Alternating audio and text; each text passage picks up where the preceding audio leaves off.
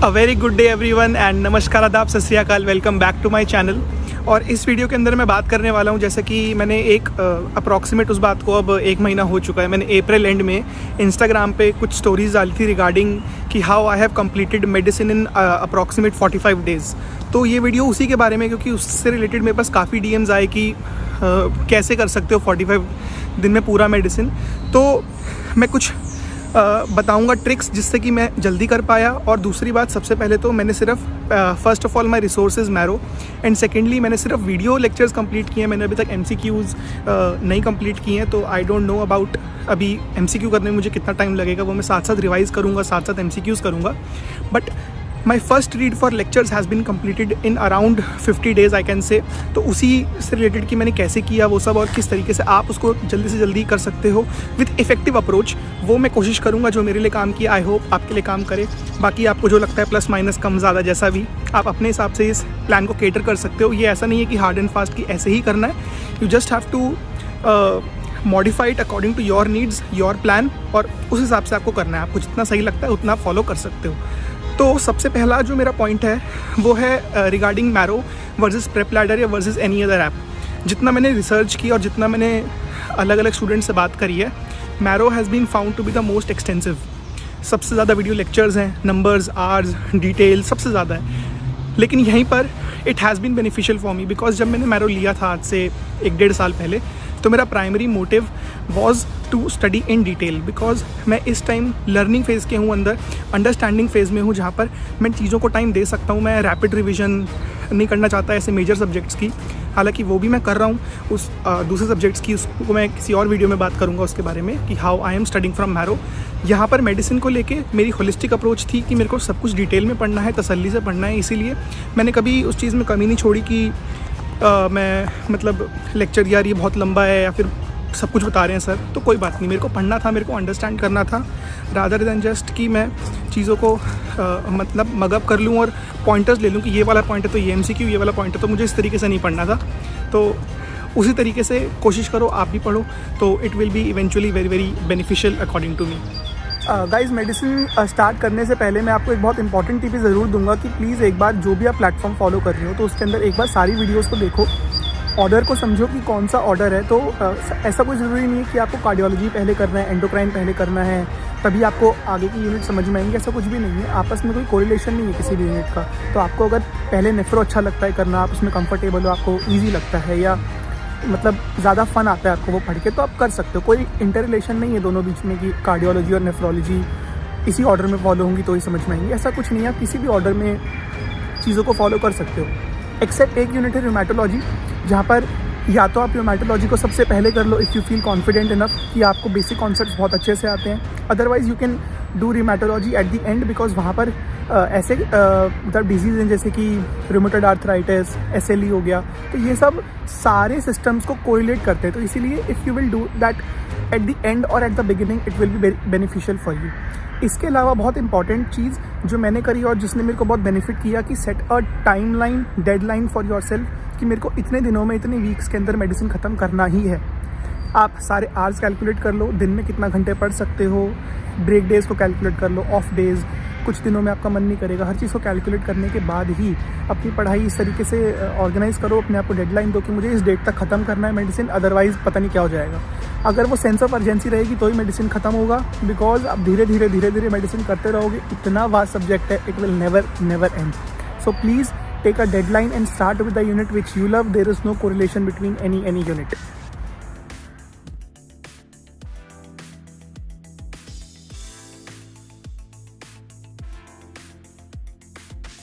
So guys, also जैसे कि मैं मैरो के बारे में बता रहा था कि वो बहुत एक्सटेंसिव है, और वो इस तरीके से इंटीग्रेशन करके रखते हैं कि बेसिक सब्जेक्ट्स भी उसके अंदर इंक्लूड होते हैं। जैसे कि मैं मेडिसिन पढ़ रहा हूँ या फिर अभी मैं फ़िलहाल ऑब्स गायनी कर रहा हूँ, तो उसके अंदर वो इस तरीके से फिजियोलॉजी, पैथोलॉजी, फार्मा इस तरीके से इंटीग्रेटेड है कि जब आप बेसिक सब्जेक्ट्स पढ़ने जाओगे, एनाटॉमी पढ़ने जाओगे, तो आपको लगेगा कि आप भूल चुके हो, लेकिन इट विल हेल्प यू यहीं पे।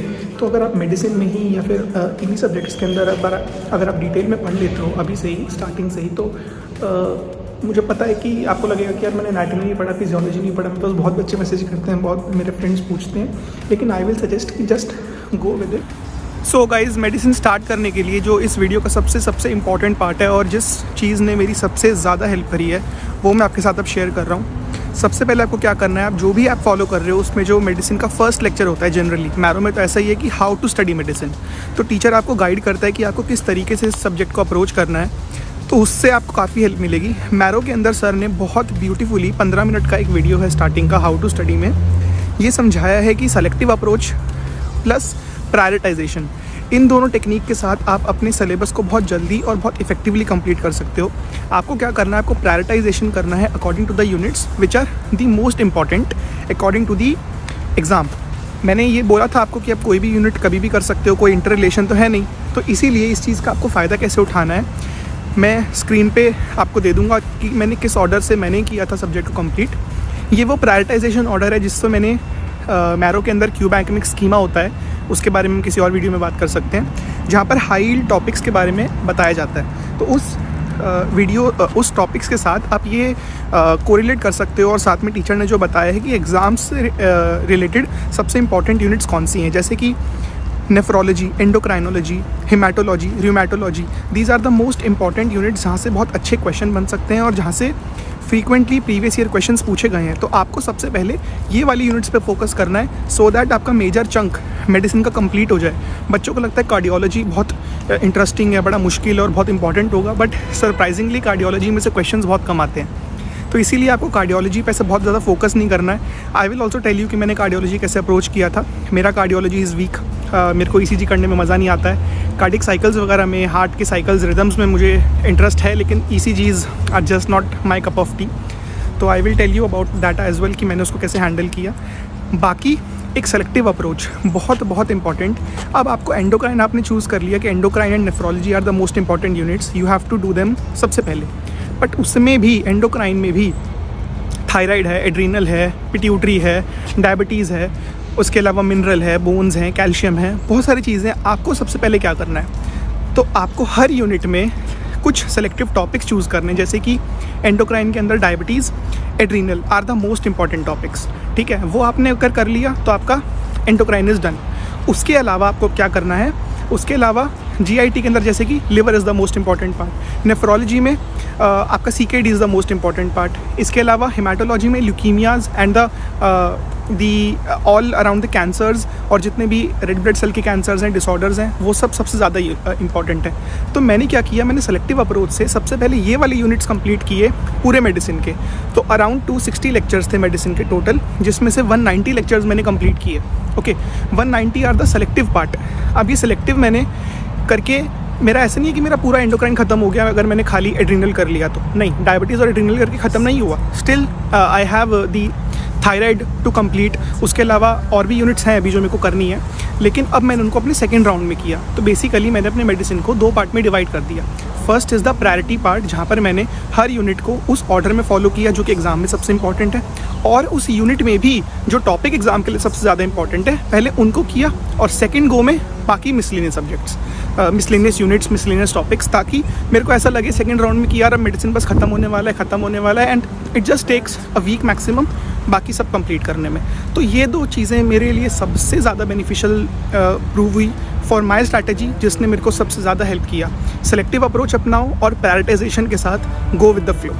सो गाइज, एक और पॉइंट जो मेरे से काफ़ी फ्रीक्वेंटली पूछा गया जब मैंने ये वाला पोस्ट अपने इंस्टाग्राम पे स्टोरीज में डाला था कि आई हैव कंप्लीटेड मेडिसिन, कि I am making my own notes या फिर मैं प्री मेड नोट्स यूज़ कर रहा हूँ। तो गाइज, मैं iPad के अंदर नोट्स बनाता हूँ, तो PDFs अवेलेबल हैं, आप सबको पता है कहाँ से मिल जाएंगी, टेलीग्राम से। तो you can search PDFs of the Telegram अगर आप iPad डिजिटल नोट मेकिंग करते हो तो मैंने वही वाले नोट्स यूज़ किए थे, बिकॉज अपने आप से पूरे नोट्स बनाना, मेरे कुछ फ्रेंड्स वो भी करते हैं, लेकिन for me it is very very cumbersome process. मेरे को तो बहुत लेंथी प्रोसेस लगता है वो, और I think I will not be able to sustain that. तो इसलिए मैं तो हर सब्जेक्ट में ही I am using the digital notes. बाकी आपको जैसा सही लगता है आप उस हिसाब से कर सकते हो, लेकिन एक टिप है, अगर आप अपने नोट्स बना रहे हो सेल्फ मेड प्रॉपरली, तो माइंड मैप्स और कंसाइज नोट्स बनाने की कोशिश करना। बिकॉज मैरो के नोट्स में तो क्या है कि वो प्रिंटेड नोट्स हैं या फिर PDF है, तो आपको कुछ भी नहीं लिखना, जितने भी एक्सटेंसिव आपको कोई प्रॉब्लम नहीं है। अगर आप अपने नोट्स बना रहे हो तो that will be your final notes. तो इसलिए कोशिश करो कि स्टार्टिंग डे से ही, फर्स्ट पेज से ही उनको कंसाइज करने की ट्राई करो। बाकी मेरे हिसाब से if you will have the access to digital note making या फिर pre made notes, that will make the process easier and faster for you. Guys, one more very important tip I want to give you all if you are starting the medicine, that please from the initial days only start the progression. Means you have to progressively increase your speed of the lectures which you are watching. I have watched all the lectures in 2x and how I reached medicine in 2x. If you are wondering, I have also think अगर मेरे को कोई बताता that how someone can study medicine at 2x इतनी ज़्यादा, एक तो if you are studying from Marrow, you all know that Rakesh Nair sir speaks very fast, तो उनकी स्पीड से कैचअप कर पाना वैसे ही बहुत मुश्किल है. Plus he gives a lot of content in just 1 minute, so that bite size content के अंदर 2x पे पढ़ना it is very tough and I understand that. I have also used PrepLadder, तो उसके अंदर भी वही चीज़ है कि 2x पर पढ़ना medicine is very tough. But 2 things which I have done. Firstly, I have never hesitated कि मैं 2x पे देखूंगा ही नहीं. I have always tried to move ahead, to push myself कि नहीं, it can happen. And for that, I have initially started the lectures from 1.25, then slowly 1.5, then at the ultimately I was at 2x after watching around 15-20 lectures. Okay, as soon as I ended the endocrinology, I was at 2x speed, which has helped me a lot, because अगर 100 hours के lecture हैं, you can complete them in 50 hours. And second thing is, when you are free, you are doing nothing and you are just scrolling Instagram. So what I used to do is, I randomly opened any lecture of the Marrow in the medicine app and just watched any lecture at 2x, because उस time पे मेरे को बस उनकी आवाज़ का 2x से accustomed होना था कि I can adjust to that sound at such high speed.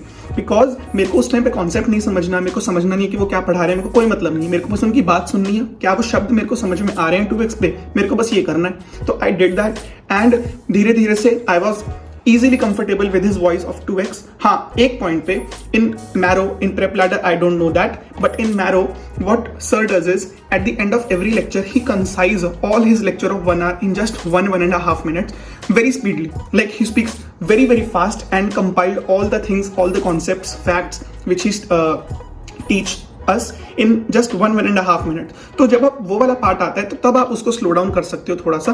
वहां पर मैं 1.5 कर लेता था, because that was very helpful in revising all of the things which you have studied in like previous 1.5 our.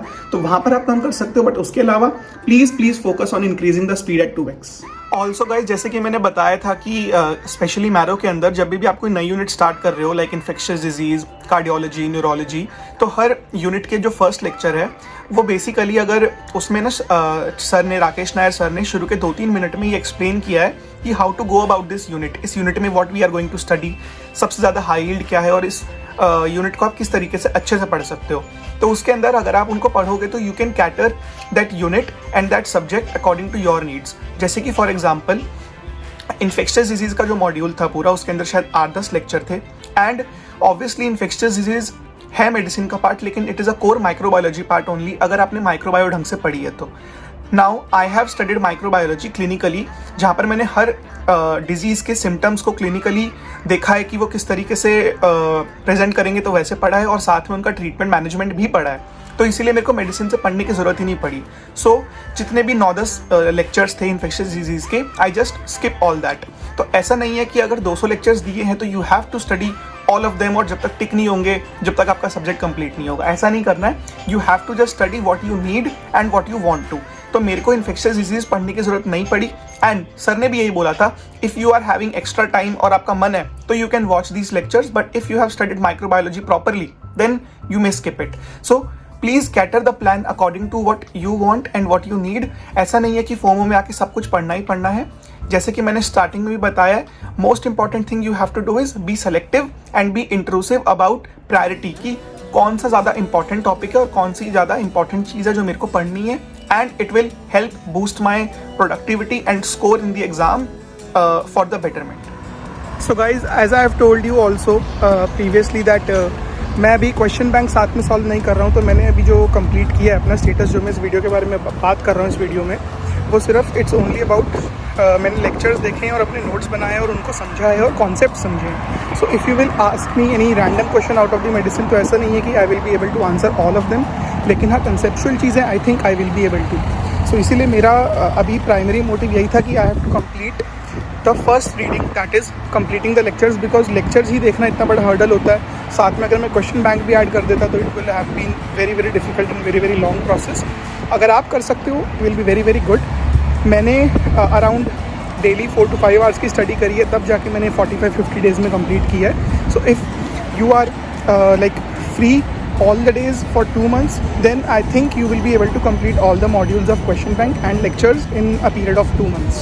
So cater the plan according to you. Lastly, to tell you guys about cardiology, specially mention मैं उसके बारे में करना चाहता हूँ because for me cardiology is very very tough. So for cardiology I have used Prep Ladder, and because Arrow was very very extensive and I have seen from the schema as I have explained. बाकी schema के बारे में if you want another specific video तो I can make that. But schema is a list of previous year topics. तो वहाँ पर मैंने previous year topics जब देखे cardiology के, तो they were like some specific sets of topics only which was being repeated, and in ECG as well there was not a lot of variety. Yes, there was some difficult questions, some easy questions, but the core was basically same. So मेरा उतना मन नहीं हुआ to delve into a lot of that in Marrow, और also शायद हो सकता है उस टाइम मेरी concentration was not that good, but मेरे को मैरो से कार्डियोलॉजी नहीं समझ में आया. So I tried Deepak Marwah sir from Prep Ladder and I liked it. So वो मैंने अपने फ्रेंड का बोरो करके for few days I completed the cardiology from the Prep Ladder. So you can also do that. I am just telling you this because ऐसा नहीं है कि Prep Ladder is good, Marrow is bad और vice versa. Both are equally good in their own perspective. तो आपको कौन सा जच रहा है, आपको कौन सा समझ में आ रहा है, आपको कौन से टीचर से बॉन्डिंग लग रही है. You know, it's a live class तो है नहीं है जहाँ पर आप टीचर से इंटरेक्ट कर सको. It is a online platform जहाँ पर टीचर बैठ के बस बोलता रहेगा and you have to listen at your own pace, at your own interest. तो आपको वो बॉन्डिंग खुद बनानी पड़ेगी. तो जिस टीचर से आपकी बॉन्डिंग बन रही है, जस्ट गो विद दैट. जो भी प्लेटफॉर्म चूज़ करो, but follow all my tips जो भी मैंने इस वीडियो में अभी तक बताई हैं, and I hope you will be successful with completing medicine. So guys, I hope after watching this video till here आपको सारे पॉइंट्स जो मैंने समझाए आपको समझ में आ गए होंगे, और जो मेरी टिप्स एंड ट्रिक्स थी जिस वजह से मैं मेडिसिन को जल्दी से खत्म कर पाया एंड एफिशिएंटली, आई होप आपको समझ में आया होगा. मैं एक चीज़ बड़ी क्लियर कर देना चाहता हूँ कि ऐसा नहीं है कि मैंने मेडिसिन पढ़ लिया तो मेरे को पूरी मेडिसिन आती है और मैं सारे क्वेश्चन सॉल्व कर सकता हूँ. ऐसा बिल्कुल भी नहीं है. ये सिर्फ एक फर्स्ट स्टेप है. मैं लेक्चर देखने को सिर्फ एक रेसिपी का सिर्फ चॉपिंग वाला पार्ट मानता हूँ, जहाँ पर अभी तो आपने सिर्फ इंग्रेडिएंट्स इकट्ठे करे हैं, सारी सब्जियाँ काटी हैं. अभी तो उन सबको ग्रेवी बनानी है, प्रॉपर उनको फ्राई करना है और सब कुछ. अभी तो मेन चीज़ बची है. तो ये फर्स्ट स्टेप है. लेकिन क्योंकि मेडिसिन इतना वास्ट है तो ये फर्स्ट स्टेप ही बड़ा एग्जॉस्टिंग लगता है. एटलीस्ट मेरे को तो लगा, और जिनसे मैंने बात करी उनको लगा. इसीलिए मैंने सोचा कि अगर एक चीज़ मेरे लिए जो हेल्प करी है तो आई होप आपके साथ भी शेयर करता हूँ और आपको भी पसंद आए. तो अगर इसके बारे में आपको कोई फीडबैक है, आपको कोई टिप्स एंड ट्रिक्स अच्छी लगी, या आप किस तरीके से इम्प्लीमेंट करते हो, या आप मेडिसिन पढ़ चुके हो, पढ़ने वाले हो, क्या प्लान कर रहे हो, या फिर कोई क्वेश्चन है मेरे लिए, तो मैं Instagram pinned down in the description, and if you have any questions, any queries, any suggestions, comment section is always open for you guys. So thank you so much guys यहाँ तक इस video को देखने के लिए. See you next time in the next video. Till then, stay happy, stay healthy and stay connected. Peace, goodbye.